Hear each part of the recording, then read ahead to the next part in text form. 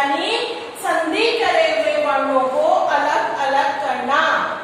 संधि करे हुए वर्णों को यानी मिले हुए वर्णों को अलग अलग करना संधि विच्छेद कहलाता है। जैसे हिमालय, ये संधि है, हिमालय संधि है, ठीक है, तो इसका विच्छेद क्या होगा, हिम प्लस आलय। तो ये क्या चीज होगी बच्चों, ये है संधि विच्छेद। संधि करे हुए शब्द को अलग अलग करना संधि विच्छेद कहलाता है। आगे मेरी बात समझ में आपको अच्छे से? संधि किसे कहेंगे, दो वर्णों के मेल से उत्पन्न परिवर्तन को संधि कहते हैं। और संधि विच्छेद किसे कहते हैं, संधि किए हुए शब्द को अलग अलग करना संधि विच्छेद कहलाता है। संधि का मतलब होता है मिलाना और संधि विच्छेद का अर्थ होता है अलग करना। आगे बात समझ में अच्छे से? ठीक है, अब हम करेंगे संधि के भेद, मतलब संधि कितने प्रकार की होती है। सबसे पहले होती है स्वर संधि, व्यंजन संधि और विसर्ग संधि। कोई आपसे पूछेगा संधि कितने प्रकार की होती है, संधि बच्चों 3 प्रकार की होती है। कितने प्रकार की होती है, 3, स्वर, व्यंजन और विसर्ग संधि। आ गया समझ में? अब आइए, अब देखो स्वर संधि क्या होती है। स्वर संधि का मतलब है दो स्वरों के मेल से उत्पन्न परिवर्तन को स्वर संधि कहते हैं।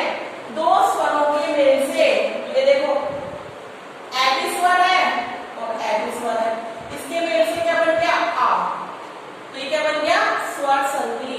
यानी दोनों में ही स्वर संधि। जैसे हिमालय, अब ये था हिम आलय, अब इसे पता क्या चलेगा कौन सी संधि है। तो देखो हिम यानी कि पहले वर्ड का तो हम आखिरी अक्षर देखते हैं, आखिरी शब्द वर्ड देखते हैं और दूसरे का पहला।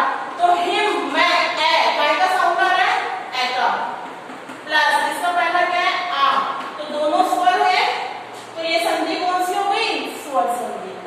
आगे मेरी बात समझ में? स्वर संधि क्या होती है, दो स्वरों के मेल से उत्पन्न परिवर्तन को स्वर संधि कहते हैं।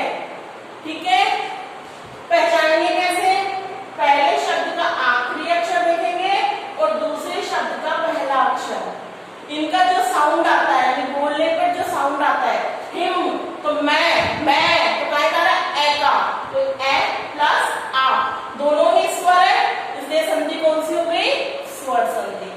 आगे मेरे पास समझ में? अब है इसके भेद। पहला है दीर्घ संधि। बच्चों दीर्घ संधि क्या होती है, समान स्वरों के मेल से जो दीर्घ वर्ण बनता है उसे दीर्घ संधि कहते हैं।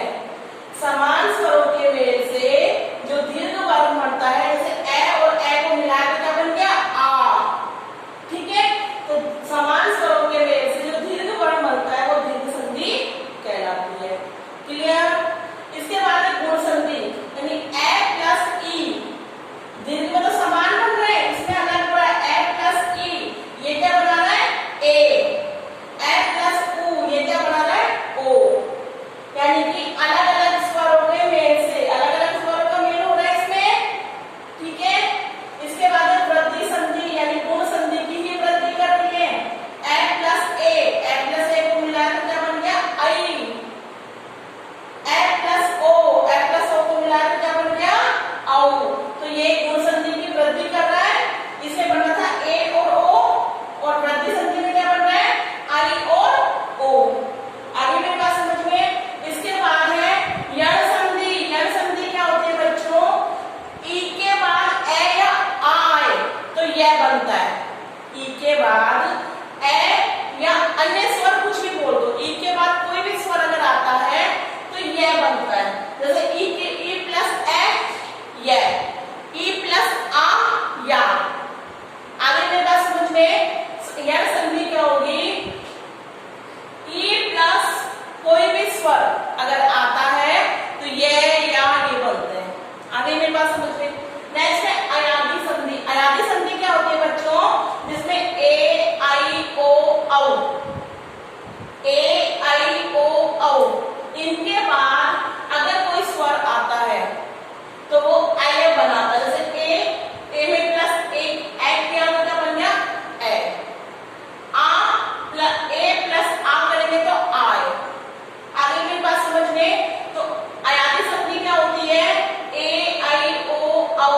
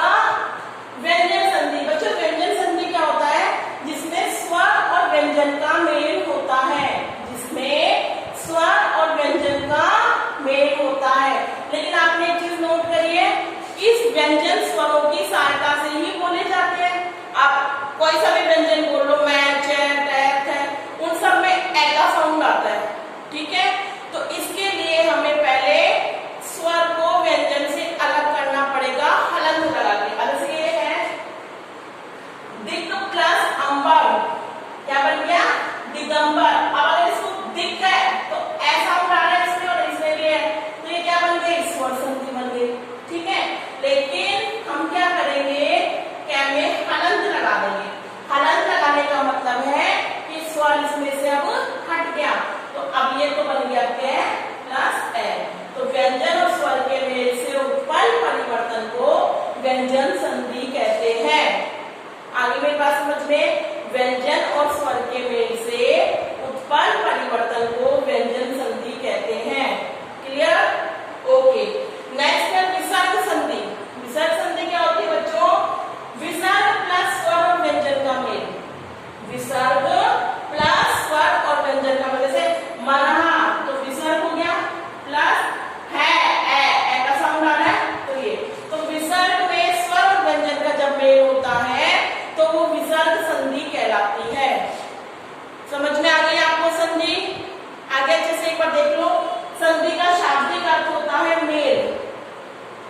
दो वर्णों के मेल से उत्पन्न परिवर्तन को संधि कहते हैं।